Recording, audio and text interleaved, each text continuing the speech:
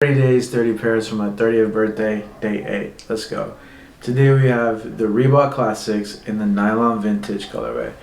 There's a lot of special details on this shoe, different materials, different suedes, mixed match laces, but ultimately there is nothing like crazy special about this shoe. It just has sentimental value to me.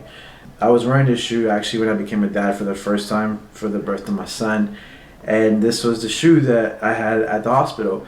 And so I've decided to just hold on to it for sentimental reasons, and it's just a shoe that I wear every now and then to kind of just like mix it up a little bit and show that I'm not a hype beast, for example. We just like whatever we like, and it kind of brings me into today's thing about family being your first ministry. For somebody who grew up in church, been a pastor's kid and all that other stuff, I was groomed since a very young age to kind of like think of ministry as like a platform. If you have a gift, you're going to use it. If you're going to mic, you're going to have it.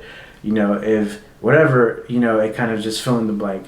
A lot of times I felt overlooked. I felt like, church came first, or, other people. And, it's something that I'm learning now that I'm a dad.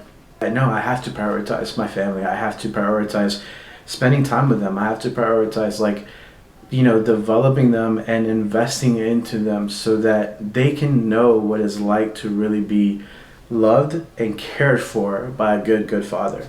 And so I just want to encourage you guys, whether you are just a husband, just a wife, just a son, just a daughter, or if you are somebody who has kids, I want to just encourage you to make them a priority.